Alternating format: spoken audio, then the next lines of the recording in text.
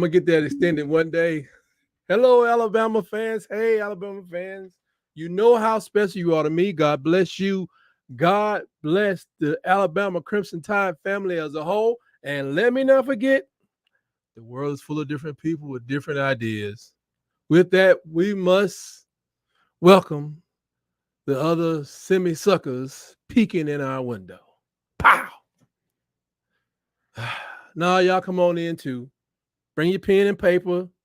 You may learn something, you know what I'm saying? Maybe turn your program into a dynasty when it grows up. Thank you all for tuning in as well. Today, we're going to talk about recruiting, a few predictions for 2024 season, and correcting the uninitiated about Bama coaches and coaching in general. Because there's a lot of mess going on. Let me get my theme music.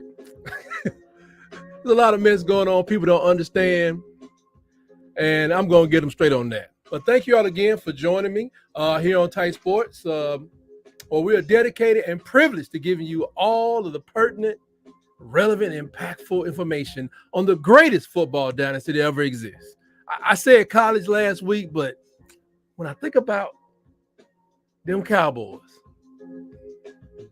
and I think about the Pittsburgh Steelers, who I love so much, I just think the Tide has had a longer run. So ever, the Tide is truly the best to ever do it, in my mind. Let a naysayer know. The University of Alabama Crimson Tide is always in title run mode. Roll Tide and welcome. Okay, as far as recruiting is concerned, we're still number 2 nationally. I just dropped some videos on some recruits that they have some verbalized as early as March of this year. And I just wanted to fill in all the gaps. I had 11 left to do. I think I got about 5 of them out there. Please check out those videos. Let me know your comments, thoughts. Please like and subscribe to this channel. Already out right now is one on Abdul Sanders, a linebacker with a lot of aggression, and Anthony Turbo Rogers. Still with the program, but they throwing a lot of cash his way. I hope he keeps running and driving fast. But check down my breakdown and you will see why. Ooh wee. You got to check out my vid on, let me slow down, Alex Asperhoff. And he's not just a punter, folks. He is a defensive weapon system. Point blank and period. And the way I do my videos, just so you know, if I can, I like to provide a little, just a development. When you see somebody doing something in their 9th grade year, and by the time they got to the 11th grade, it's just totally different. Seeing they're learning, that they know exactly what's going on with the mechanics behind what they do. It is something special. So check those out. Alex is definitely a weapon. I welcome that guy to the Crimson Tide. London Simmons is an absolute drive-stopping machine. What a defensive lineman. Look forward to seeing him with the Tide. And there's another video out there on Dijon Lee. He's listed as a DB, but with the Tide, I'm no expert, folks. Depending on how his body grows or shrinks or develops or cuts or expands, this man could end up playing 4 to 7 positions seriously. His range is crazy. Check it out. Let me know in the comments if you think I'm wrong. Later this week, we'll have some more videos on Dawson Merritt. I think the one on Caleb Edwards is already out there. He coming out there to grab your face. Oh, my God. Justin Hill, who's a tenacious edge rusher. And let me get this right, Steve Mbomo. Now, he's with the Tide right now, but he was with the old class. He's from Canada. He was with the previous class. Then he reclassified, and then he reclassified again. He went to JUCO last year. Now he's out there with the Tide, and I'm just telling like this, like, he's a Canadian, and hey, you want to grab a mouthpiece before you watch that video when I get it out. I'm having time. I can't take that kind of contact. My doctor limited me, so it's taking me a long time to get that video done. But as we know, for recruiting, things are subject to change, but Bama's still looking at a couple of people. I saw on X today that Zion Ely, an edge rusher, has put Bama in his top 5. I think he's already a 5-star recruit. And Jet Washington, out of the famed Bishop Gorman program in Las Vegas. See, I'm just say it again. He's in Las Vegas. The Ely kid is somewhere out west as well, or maybe Midwest. But you got to realize, when Coach DeBoer was making calls, he was over there in the West Coast, making the calls, came here, it'll work out, win a couple of games around here, have a couple of great seasons. We'll start getting more people from the South. But these are some special people because Bishop Gorman, it ain't your average high school football team. These guys fly across the country. So you don't want to miss that. Be sure to subscribe. Hit the notification bell so you don't miss a show or video or shorts from Tight Sports. And don't let me forget about this. Every Wednesday, Iron Bowl debates. Lord, yes, I did get some painkillers with my Walmart order. So I think I should be okay. Every Wednesday at 6, Iron Bowl debates, where I try to just make sense of Auburn thinking. I don't know. I know. Somebody asked, why you do it? I share because I care. Anyway, Iron Bowl debates dropping Wednesday at 6. Please check it out. Now on to what's being said about the herd, by the media, both small and large. While many wax poetically and delusionally about how KALEN DEBOER wants to get rid of this Saban era, got to get this Saban stuff out of here. Even saying that Coach DeBoer will get to a point in the season where eventually he will let Jalen hit the pine. Jalen? Pine? Is he injured? Is he hurt? No, he want to get all that stuff behind him and bring in his guy from Washington, Austin Mack. He's a big kid, 6'6", 226 pounds, from Folsom, California. I don't think I know about Folsom. They got that Folsom prison out there. But I don't think this kid who didn't play at Washington is coming here to bench Jalen. He's listed as, I think, the 3rd on the depth chart right now. So anyway, this is the maniacal mind of the haters out there. They seek to sow discord and division in the program. They want the Crimson Tide to be separated, not together. They want KALEN. They just envision when they doing their little seances and trances, they think KALEN DEBOER is going to walk into the meeting room, start flipping over train tables, kicking down stuff, go back crap crazy, climb up on a lecture stage and start, King Konging about this is his program, and wind up benching players that were loyal to Saban like some third world dictator or something. Silly rabbits. Tricks are made for kids. Kids, they eat too much sugar, to be exact. Now, that's not going to happen. I know they want it to happen, but I don't see how in the world that is even. I don't know where you get that from in the first place. It's just something I heard while I was out there. Just probably my fault for spending too much time on the internet. They don't want to know that Saban and defensive coordinator Womack are baking cookies once a week, and I bet they're not there in there watching the Olympic breakdancing or scrolling through TikTok videos. One of the main strengths of KALEN DEBOER is his flexibility. They're doing the music now. He has some internet characters out there. Somebody's going to be wearing zero. But haters, keep doing what you do. Keep voodoo dolling and visualizing the demise of the Crimson Tide to no avail. It's not going to happen, not the way you think it's going to happen. We may have our stumbles, our ups and downs, but we still the best to ever do it. But your cure is probably right ahead, hater. And that is the disastrous scenario that ends with Alabama winning another SEC title, showing up in the playoffs, Lord forbid, winning another national championship. Or my favorite is showing you suckers that your team is still inferior when it comes to the Tide. A fact that rests squarely in the middle of your brain. You know it. So the Tide stumps down on your squad like a bug and removes that mental block from your brain by dropping a beat down on your pathetic team.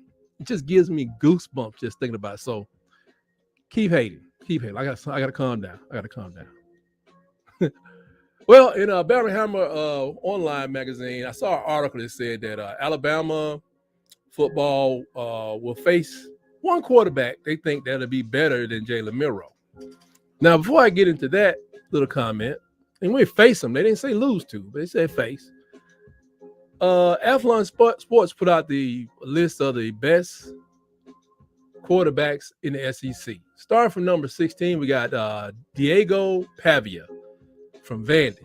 Glad you made the list, sir. Number 15, Blake Shapen at Mississippi State at 15. Seems a little high. Lenore Sellers is 14 with the real USC, but they will certainly miss Spencer Rattler. Miss you, Spence. Good luck to you, boy. Taylor Green out of Arkansas, who is, I don't know who that is. He's. Let me see if I can research him. Maybe later. Brock Vandegrift, UK. Now he's a UGA transfer, so he might be playing with a chip on his shoulder. I don't want to play against him. You know, he may be a little heated under the collar behind the fact he's not with the boys over there in Athens. Peyton Thorne, number 11, AU. He's expected to take steps forward this year. Probably little Eagle Chicklet steps, though. Probably just be little. Look. Okay, who is this? There's a Wisconsin transfer that decided to go to Florida. Just get your giggles ready on that one, folks. I don't know how that's gonna work. Jackson Arnold out of Oklahoma. We're waiting. We're waiting, Oklahoma. Whatever's clever, champ. Come on, bring it. Connor Wageman is number 8 out of Texas A&M. He's coming off an injury. Get well. Garrett Nussmeier. I think his dad was a coordinator under Nussmeier, under Senator Tuberville, if I'm not mistaken. He's at LSU. But one thing I do know is that Garrett Nussmeier is not even close to Jaden Daniels, not by a long shot. And I hope they got some blocking because Jaden had to run for his life. Okay, this is difficult. Number 6, Tennessee. Nico Lamaliva. Did I say that right? Or is it some other pronunciation? I'm sorry, man. I know your brother, you and your brother's bigger than me. I'll fold y'all chest up, y'all come to me. But I'm trying my best. I went to public school, small town in Alabama. But Nico Lamaliva, make it interesting for us, rookie as a starter, before transferring back to LA to get some more cash. Well, just being honest, if I was from LA, came to Tennessee, looked around Knoxville, looked them people in the face, I'll probably get all their money. And as soon as I get my dollars up, like the great Steeman Willie Beeman, I'll be back in LA, starting for my favorite program, probably USC, or in his case, USC. Number 5, Brady Cook in Mizzou, Danger Will Robinson. Danger. That boy pretty good. Jackson Dart, Ole Miss. I am looking forward to seeing him torch everybody but the Crimson Tide. See you in December, Jackson. I'm telling you, that man got some real skills. Of course, Quinn Ewers is number 3. Seems a little low. 3rd best quarterback, Texas. 3rd. Okay. Number 2, the guy who people was talking about going to get benched during the season. The guy they love to hate. One guy even called him Mildew. I could not believe the audacity to call this man Mildew. Anyway, early Heisman hopeful, Jalen Milroe. Yes, sir. And of course, Carson Beck's that number 1 because he's a good quarterback and he has the most talented starting cast. So when we look at all that together, Alabama will play 5 of the top 25 quarterbacks in the country and a 6th when adding the 13 QBs that we already are going to see. You got Carson Beck, Nussmeier, we got to see him, Lamaliva, Tyler Vance out of Wisconsin, Van Dyke, let me see. Yeah, Tyler Van Dyke. But most of these people just not bringing enough to the table to deal with the Tide. You know, at best, you know, you probably got, you know, Georgia, you know, and we're not playing Jackson Dart. He's the best quarterback, I think, out there. And Ewers, I think we play Texas this year again. And I look forward to checking in real quick. PhD said, she sent me a link. What does this thing say? I sent a song, 19 more days. She sent a song. Well, the thing is, this is my song. This is my song. I don't have to pay any copyright on it because it's my song. So unless we going into the booth to drop another hit, this is what it's going to be until I have time to create another. But thank you for checking in, PhD. Stay with me. Let me know if you want to come on. I'll drop the link and we can come in and talk about it. I have to cut the music down, but we can talk about it. So where was I? Okay, people saying Jalen Milroe is getting benched is crazy. But considering the potential matchups in December, Quentin Ewers and Jackson Dart can be added as good QBs, good enough to beat Alabama because they have a supporting cast. But that's the list. I mean, in December, Dart and Ewers in the playoffs, yeah, they probably got a good chance of beating Alabama. But other than that, most of the QBs don't have enough help to beat Alabama. You know, and this is the best line in that article right here. I quote, outplaying Jalen Milroe at quarterback is not a winning strategy for Alabama football opponents, period. Now, here's the thing, you know, as we beat these people, okay, here comes PhD. I got to drop the link. Okay, hopefully I don't end the whole doggone thing. Okay, got that. They say you want your copy there. Close that. Here it is. Come on in, PhD. But while I'm doing that, as the Alabama beats some of these people in the dirt, sometimes it's going to be because of a relentless defense.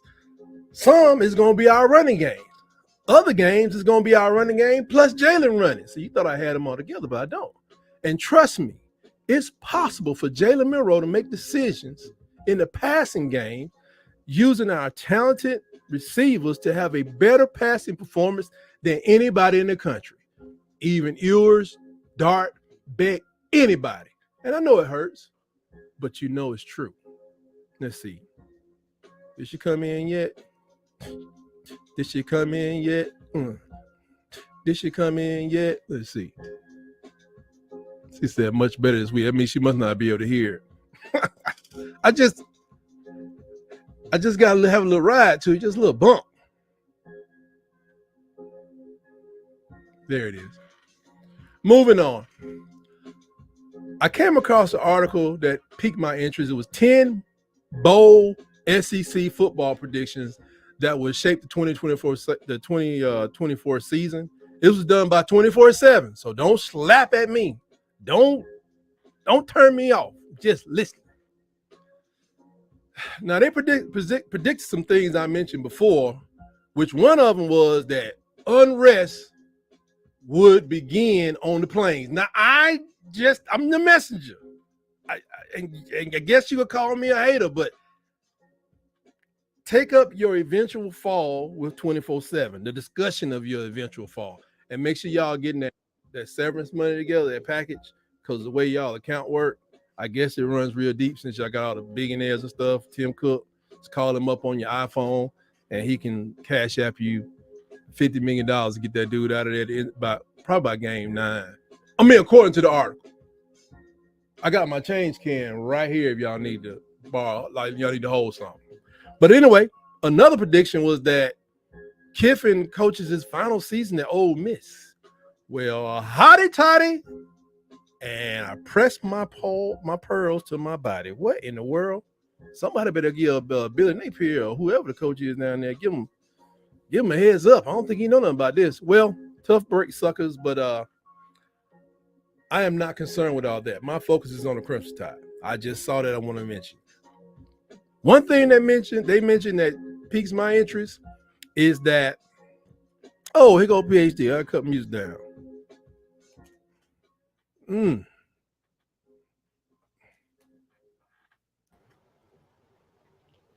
PhD, is that you or you on? Yeah, what is up with you with this music? My Just theme music. We are live on the international web of conspiracies and truths. How are you today, PhD? I'm fine. How are you doing, Tight? I'm doing good. Do you realize that the season is around the corner? I know you're going to be going to all the games. I'm not going Are to all the games. you going No, to sit in the press box with everybody no, I'm not going to all the games, but I will be there in 19 days for the first game, for the first game? Was West Kentucky? Western Kentucky. Should they probably let you play in that game if you hang around to the fourth quarter? I got to see, what the atmosphere is like, and night games are the best. So let me ask you a question. Yeah, the night games or something. Let me ask you a question. Now, I had some people mentioning to me that Jalen was going to get benched. What are your thoughts on that? I know it's Yeah, shocking.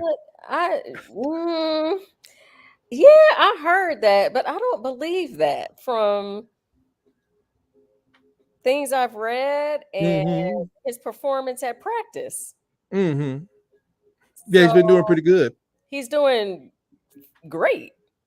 Yeah, I don't know where that came from. It may have been I should say these people have hopes and dreams about our demise. So I just wonder I it who's saying? I mean, I don't think it's rational people. no, that is indeed the case. They're not rational, not thinking clearly.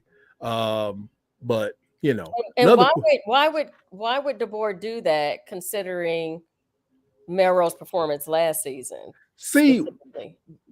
I know it's hard because let's be honest, we looking through crimson colored glasses. Let me take those off for a second and show you what's going on. You're talking about people who cheer for a program who, whether it's 1 year or 6 years, they fire a coach and they want to get rid of every thought that was ever there. You know what I mean? They want, oh my God, he's horrible. So they always restarting, a new generation. It's almost like I guess a being a governor or a president. You just want to get rid of the old, bring in the new. But you got to look at it more like retiring at Alabama, like retiring a CEO. You know, Mhm. just because Mike Schuler got, Mike Schuler didn't do what we want him to do or do both. You didn't throw everything away. It was like, get that mascot out of here. Call that. Mhm. We need a $1 billion band. That $1 million band ain't working. That's just not the thought. We're trying to continue something that started way before we were born. Just build on it. Building on tradition. So these other people thinking is, oh, that didn't work. Let's move on to the next iteration. But when you think like that, that's what makes you fire your coach. When you Yeah. least expect it in the middle of the season, don't give people fair shakes. It's there's no cohesion at some schools, Mhm. except like Vanderbilt, they continuously lose at football, so they're used to that. So they Did you don't just really. say Vanderbilt? Yeah, Vanderbilt. Vanderbilt, they are very consistent in that they don't even worry about winning Oh, a lot of well. times. So when they 400, they get like 4-6, they having a party, you Mhm. know. So that's consistency, I guess, But if you're at somewhere that wants to be on top and you always find yourself in the middle, at the bottom, or losing to some school from out in the Southwest United States that nobody watches on TV, it Mhm. becomes aggravating. You know what I mean? I mean, I'm thinking back. I was at the LSU game last year in Tuscaloosa, Mm-hmm. and how effective Milrow was in that game. Now, our defense did what it was supposed to do because it stopped LSU's top quarterback. I mean, it was, but I Heisman winning quarterback. exactly. That's exactly right. So to see Milrow play in person, I don't know what people are talking about. And considering, I mean, yeah, that first game of the season had my head, you know, like ready to explode because I'm going, this is not supposed to be happening. And then, Saban set him down and I'm like, what are we doing? But then he realized, no, I gotta have him out on the field. And look what he did I mean, I know some people gonna be like, well, here they go, this is Bama fans. I mean, we should have won that national championship game. We had mistakes. Possibly. One too many mistakes. We had one too many mistakes. And But I was thinking some of that them was were a Milroe. semifinal game. Some That of was them a were Milroe's semifinal game. mistakes. Decisions were. I'm like, what kind of decision making is it? Well, Play calling. it was. Remember, it was a semifinal game. I know it felt like the finals game because Oh yeah. That's right. yeah, Semifinals. You're right. You're right. Now, I I know. forget that too. I forget it all the time. I'd be like, That was yeah, my we should have pipe won the dream. finals. Then I say, wait, okay, That's that was right. We not the should finals. have been in the national. Yeah, that's right. It was. But the winner of that game, it seems like they were going to win the championship. I guess. Yeah. The Okay. You're right. You're Right. Yeah. I'm still but it was living in the. semifinal. It was a little close. Yeah. Okay. Yeah. I'm still. I'm glad you corrected me. I'm still. We should have been there. We're still in shock. Yeah. Still very much in shock. So yeah, I've heard that conversation. I heard that. Did they bring that up yesterday on that? That was over there with what's the name of Have You Heard over there? I don't know what they were thinking about, but I was like, man, that was something special. But I got one more question I'm gonna ask you before you get out of here. What are you thinking about this prediction I just read that 24/7 came up with? They say that Kiffin may end up going to Florida when if Billy Napier or whoever the coach is out there gets fired. When you said that, I hadn't heard that. Yeah, I saw that from an article. I'm always just trying to take in information, and I saw that, and I was like, the guy is on a hot seat because they were talking about Prime going down there. Going to Florida, yeah, because he's gonna have to fight. Well, in my opinion, I don't think Colorado is a sustainable situation. So if he's trying to make some more money, he gets Shador in the NFL, and the old other boy, Travis Hunter, get him in the NFL. Those like his sons, and his other son, his real son. Forgot about him. Shiloh. Shiloh. So you get them out of Colorado, then you take another job where you're gonna get paid more money, and you get really access to all the talent you ever could want. Don't mean you're gonna be able to win, but I think he'll get a lot. He has had to work very hard to get whatever talent he has, but I still don't think it's gonna be enough. So is it thinking that Ole Miss is not pleased that Kiffin has taken them further because he's been good at Ole Miss. Yeah, he's been good, but I think sometimes that money, Florida probably got some deeper pockets, to be honest with you, and they're probably you're not recruiting, sitting right next to Alabama, and to be honest, I said it from when Bobby Bowden retired. I said when he retires, this state is going to be up for grabs. And Florida State is making a march. They're trying to take over the whole state of Florida, but it's still a lot of players there. So if you had to make a move, you probably could pay to get Saban to come out of retirement if you got a $500 million a year to give him. Saban looks happy. He looks happy in retirement. No, that's another question we had. I'm just throwing it out. He does. He just seems relaxed, and he's still gonna get paid. He got too. Paycheck from ESPN. So I don't even know the dealership selling cars every day. Yeah, he's got Saban all right. He's doing okay.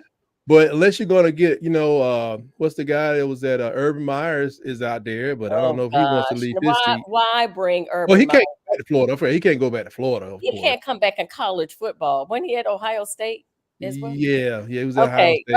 Urban got too many. Right. So, but if you got to make a splash, that would be a big splash. Yeah, to make. but he got the restaurant incident. When he was coaching Florida, Yeah. He had the restaurant. Florida. He had. But they let him bygones be bygones. But he had him on that team. And you say God rest his soul? Did something happen?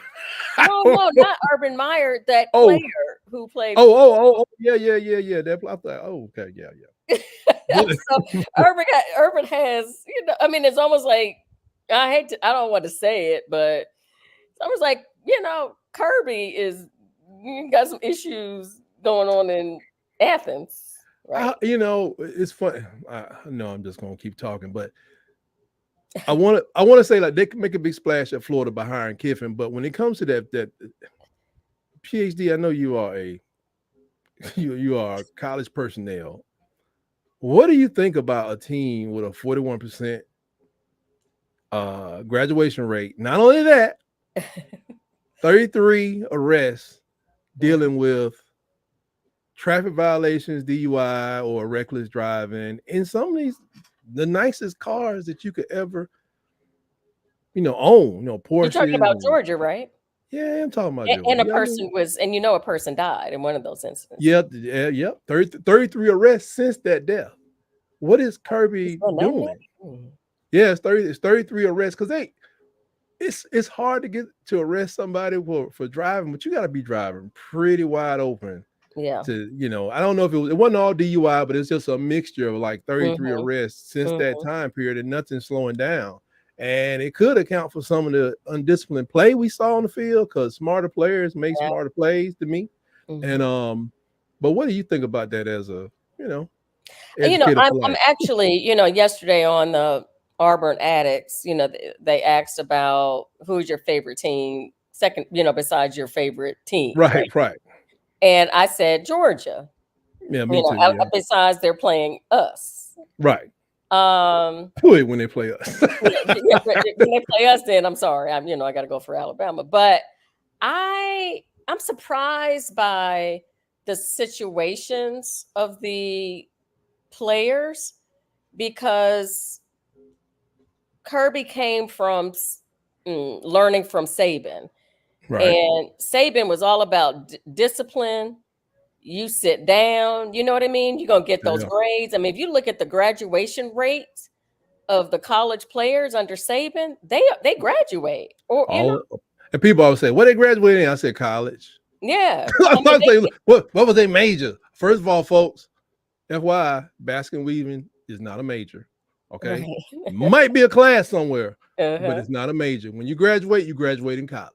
And they have So and decent above. GPAs. It's not Yeah, like, they're graduating with the minimum 2.0 that you can yeah. graduate.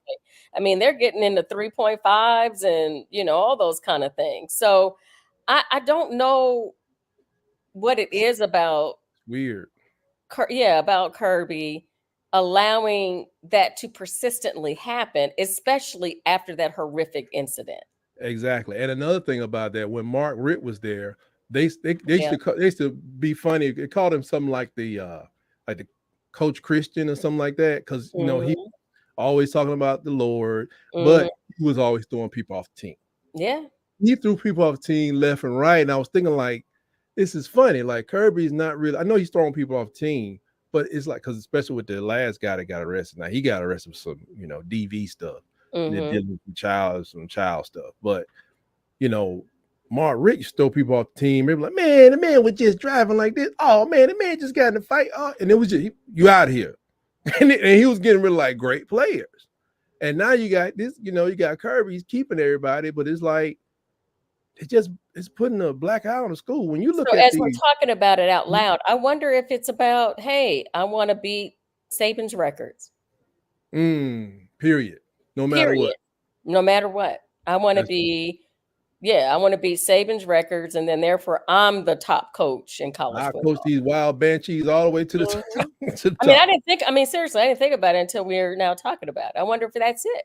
That's probably it because that's all that matters. Because here's the ugly thing about it: when they put up the Power Four schools, I don't know if you saw the little short I did. I got this printout from somebody, but there were 5 teams that had a graduation rate in the 60s. Georgia was the only one that had a F. Like they were 41%. They were the only team of the Power Four had a 41% That's not or good. below. I think the next highest was like either 60 or 62. They dropped all the way down to 41, and they were alone. And I Wow. thought that was incredible, knowing Kirby's background. If Yeah. I didn't know who the coach was, and Mhm. you work for a dude who had me sit up in my chair like okay, the first time I saw where Alabama had a 97% graduation rate, I said, wait a minute, what?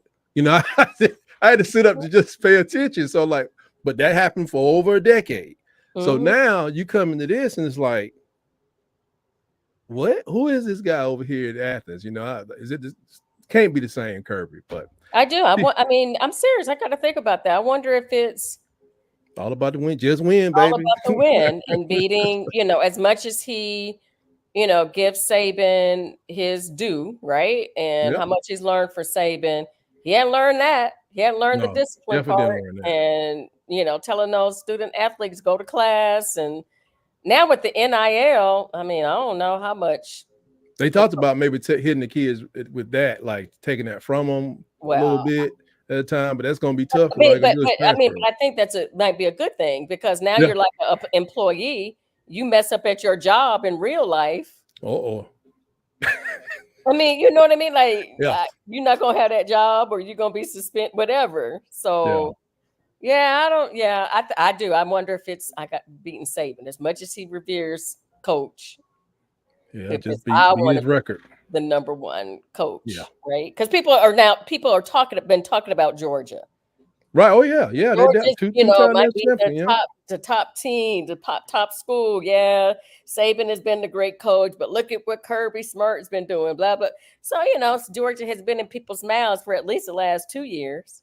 Yeah, but if they lose that game when they come to Tuscaloosa, it's gonna look ugly. I'm debating if I could find. I know those tickets are going to be obscene, but you can Girl, always find go tickets. sell your car and go on down there. You know. I I would love to go, but I would be thoroughly upset if we lose. Oh yeah, they ain't gonna lose. I don't want to I'm drive. about to You think address that for Alabama a will minute. win? You think we'll Oh win? yeah, yeah. Keep watching. I want to thank you for chiming in. I'm gonna let you go right here, but I'm gonna address that in a second. Oh, All okay. right. Okay. All right. Okay. All right, PhD. We'll holler at you Okay. later. All Keep right. watching. That was PhD, huge Bama fan, two-time graduate from the university.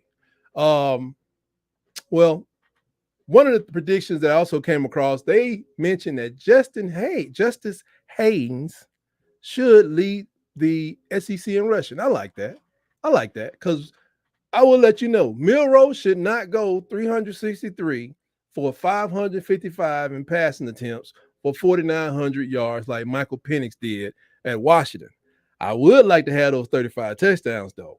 But Jam Miller, Justice Haynes, they should have big seasons. Dylan Johnson ran for nearly 1,200 yards with Washington, and behind the Joe Moore award-winning line, recognizing them as the best line in the country out there at Washington. And I think Coach DeBoer probably took some notes of what the offensive line coach was doing. He probably took, wrote down the training regimen, the drills, the techniques they use to become a very successful line working together. Bob Rutherford's chiming in. Roll Tide to you, Bob.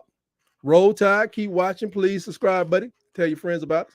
But with that, I expect our offensive line, especially the interior, led by all SEC guard Tyler Booker, junior guard Jaden Roberts, and the expected starter Parker Brailsford. He was a center out there at Washington. I think we can expect the Washington transfer to give us great leadership, and I think we'll see spectacular or exceptional interior line play. That's what I'm looking to see.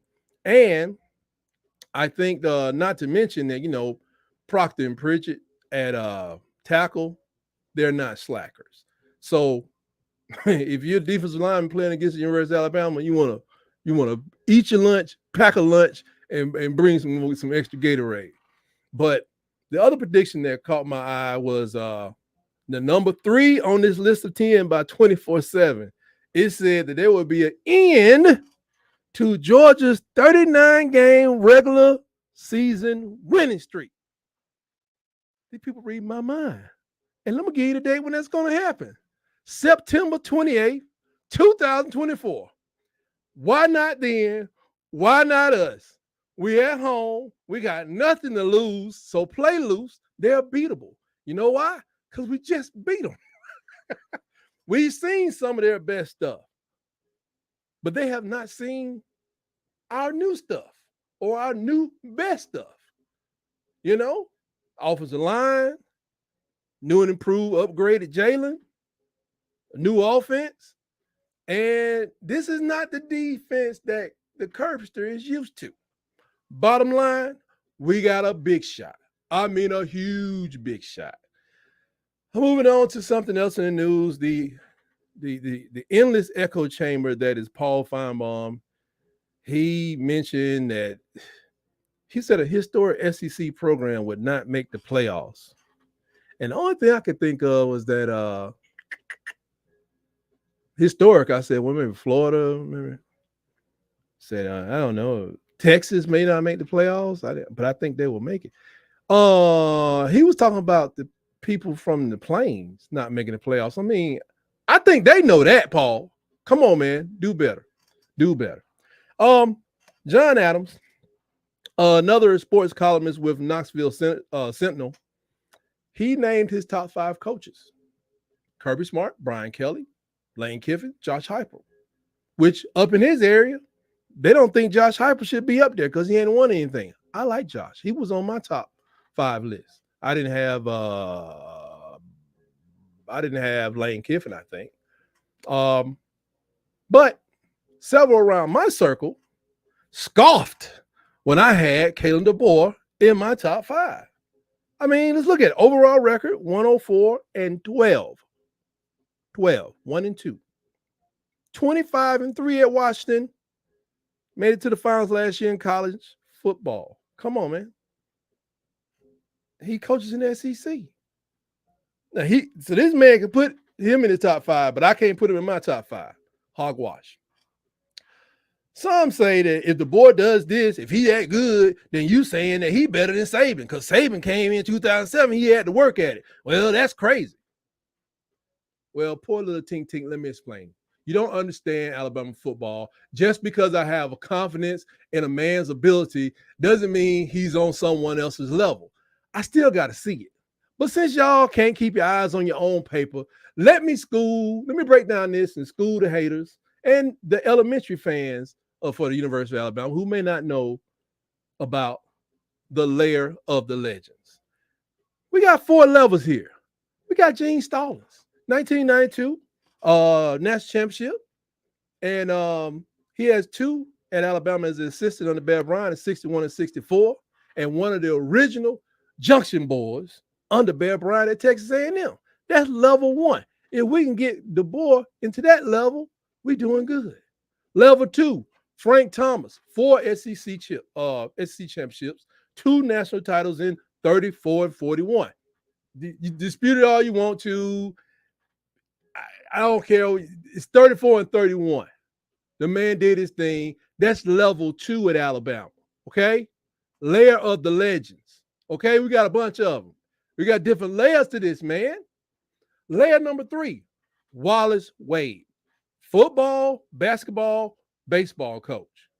National titles in football, that's a lot of work. I wonder how much he was getting paid. They was working that man to the core. He must have loved it. National titles, 25, 26, 30.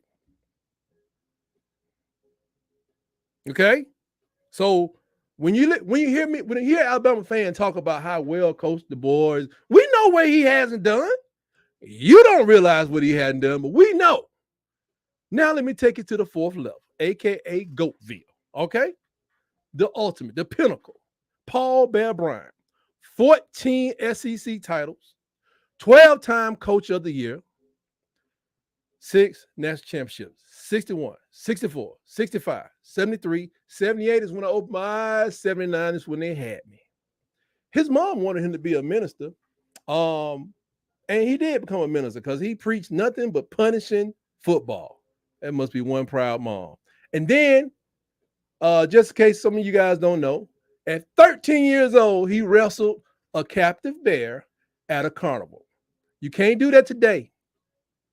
You go down to a carnival, try and wrestle the bear, that guy named Bear is gonna have you locked up. Okay, because you can't do that. I don't know what Bear was a big kid, so defensive tackle and stuff in his day. And also, you know about a little bit about him. I'm gonna give you some more. The next GOAT, Nick Saban, 11 SEC titles, 7 national championships, 1 with LSU. And he won championships in different ways. He won one under the Bowl Championship Series. Remember that? BCS? BC Mess? Or just get rid of the C in the middle. And he did it in the playoffs. So we are all working to get DeBoer to level 1. So cool down. We got this. And that's all I got for today. And remember to join us here every Monday at 6:30. Iron Bowl Debates drops on Wednesday at 6 p.m. Pray for me. Pray we can make it through a whole season. I just think it's not going to happen the whole season. Please subscribe to the channel. Click on the bell to get your notifications. And with that, we'll see you right here next Monday on Tight Sports. And always remember, roll, tide, roll. Have a great evening, everybody.